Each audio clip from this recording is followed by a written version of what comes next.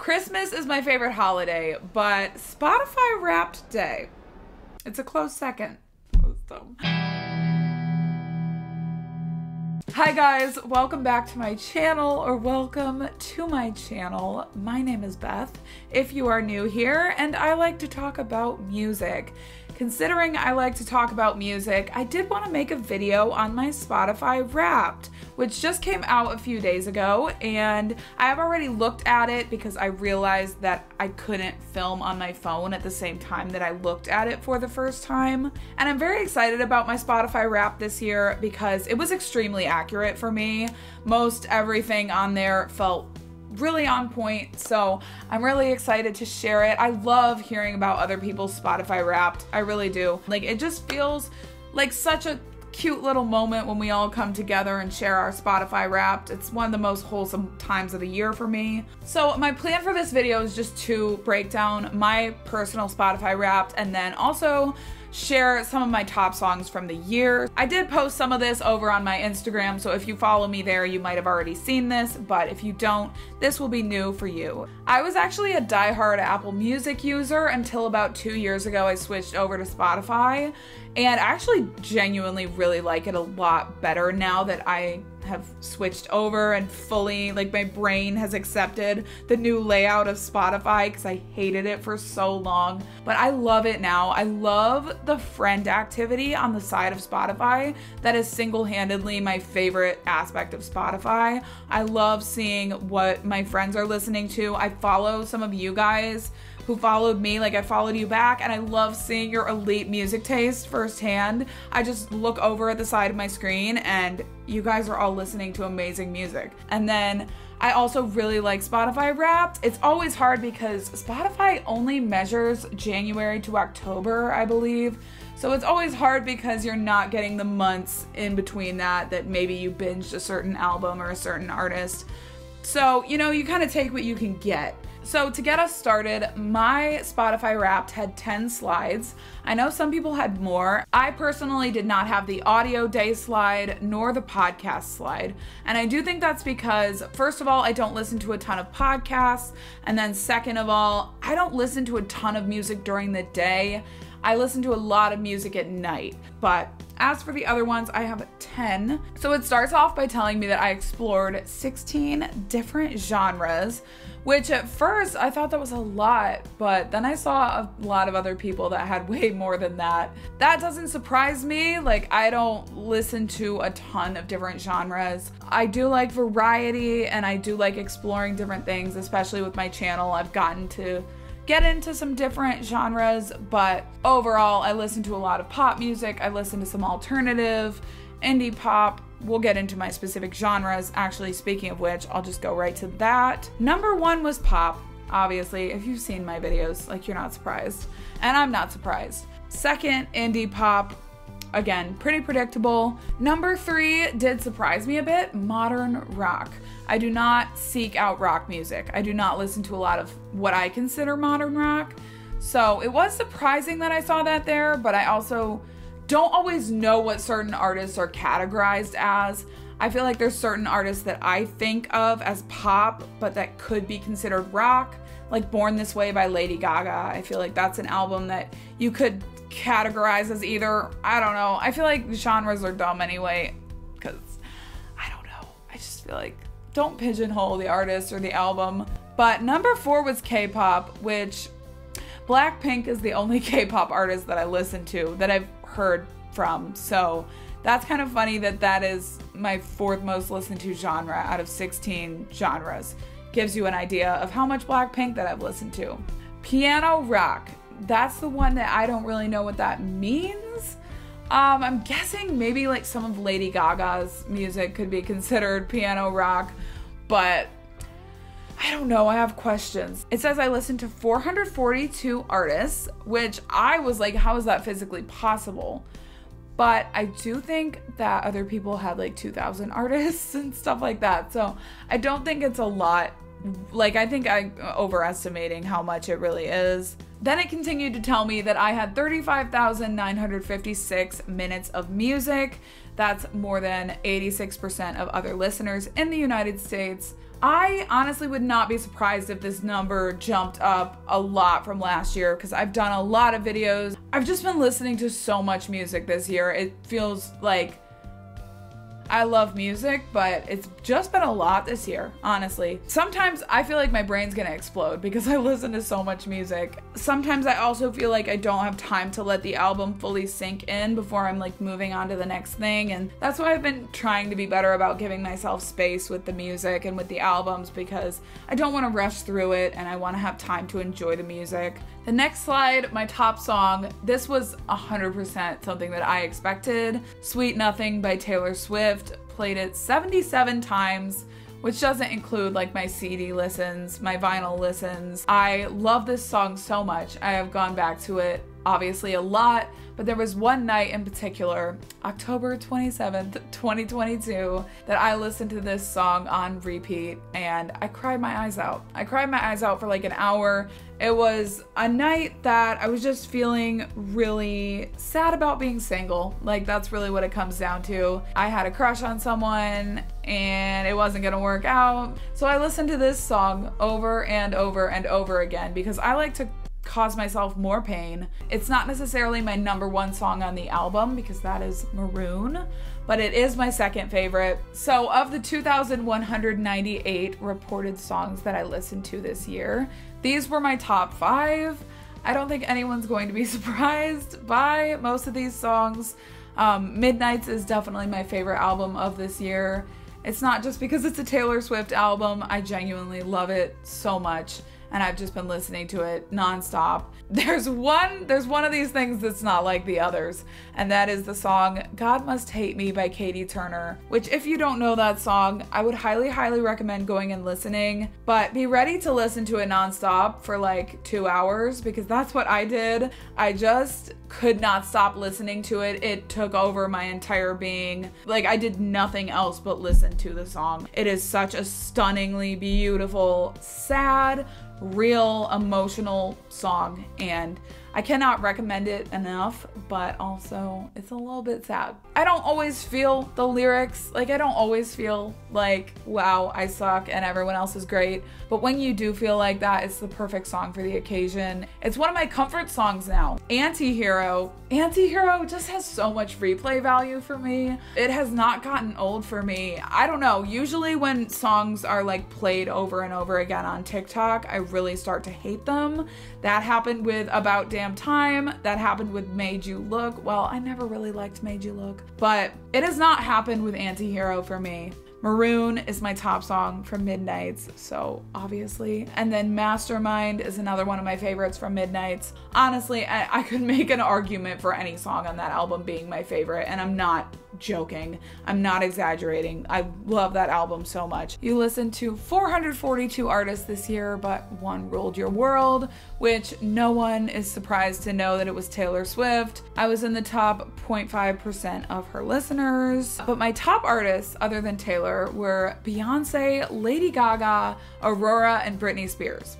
Now, these didn't surprise me, but I will say that I was surprised that Beyonce was #2 because I feel like I haven't repetitively listened to her albums as much as some other artists, B-Day being the exception. I listened to that so many times, I can't keep count. I feel like I more repetitively listen to Aurora's albums than Beyonce's, but at the same time, Beyonce has more albums and I think they're longer. So I understand how she could have ended up being #2.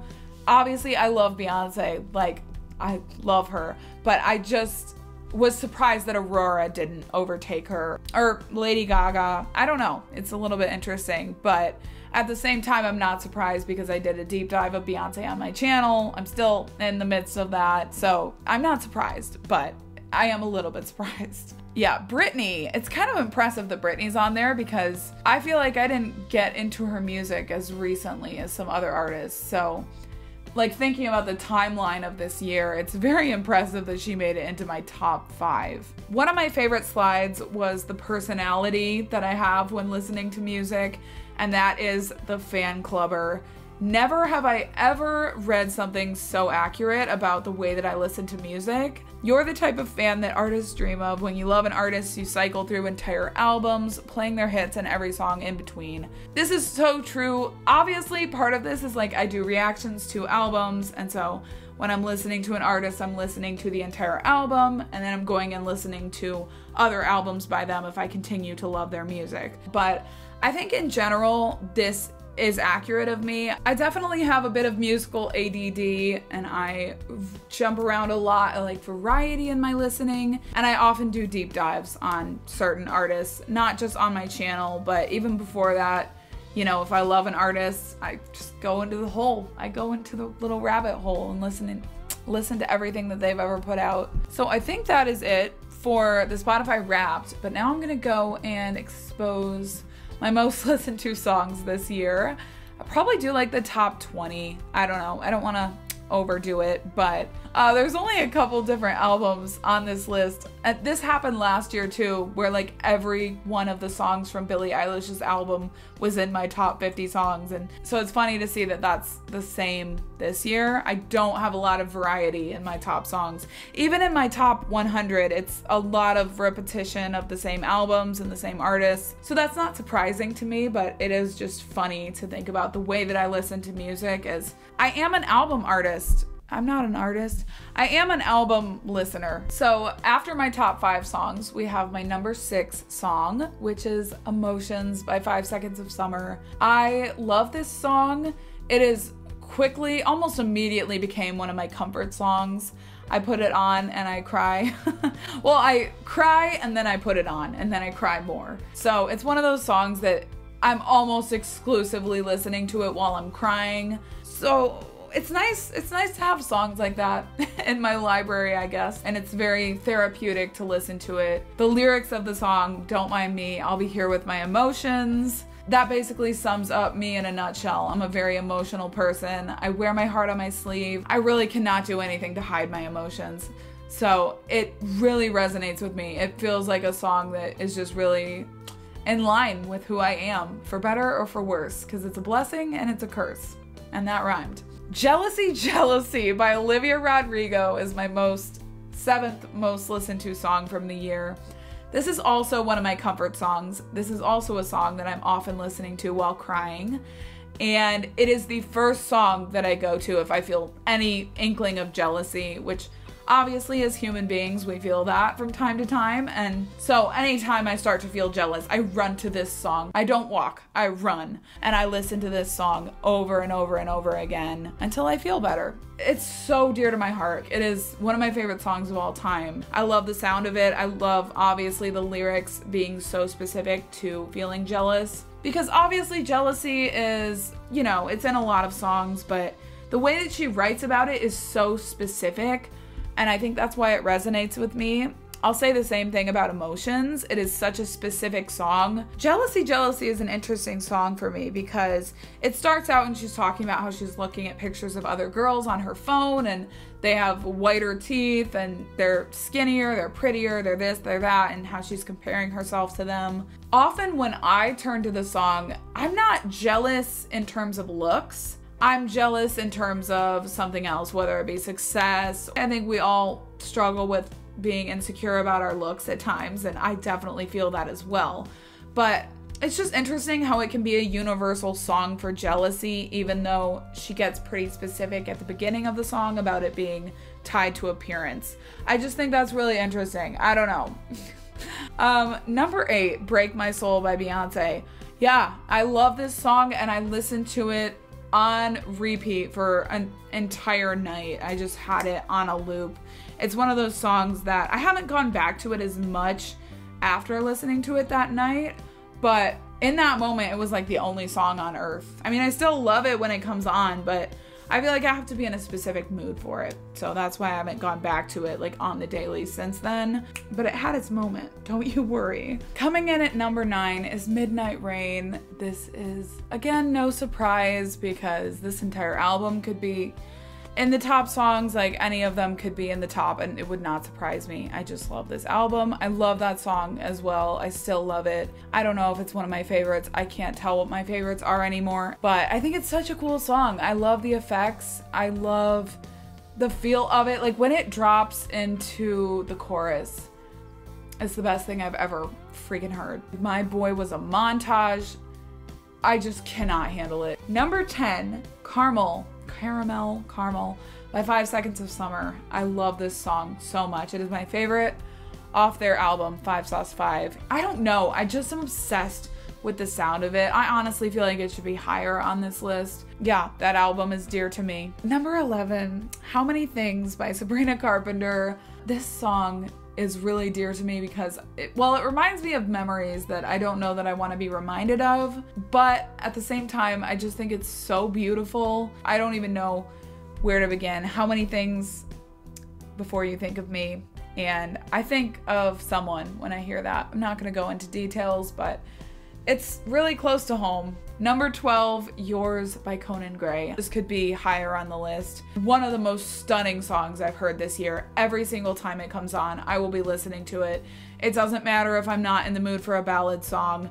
It is just endlessly stunning and it never gets old. No matter how many times I listen to it, it still hits. Definitely one of my favorite songs he's ever released. I think it's such a powerful ballad and I can't believe more people aren't talking about that song and that album, but especially that song. Number 13, how fitting, Labyrinth by Taylor Swift.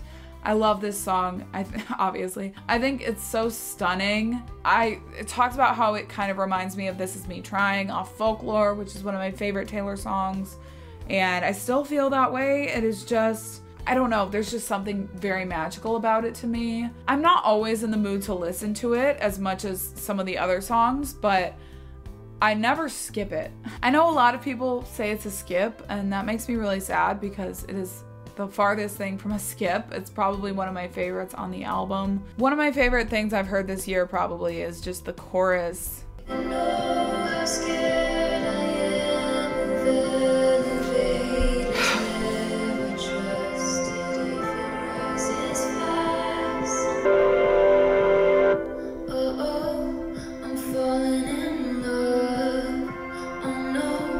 That's probably one of my favorite things I've heard this year. I don't even know what to say. It's just so stunning. It's so unique to me too. I don't know. It's such a unique song in my opinion. Number 14, Bad Omens by 5 Seconds of Summer.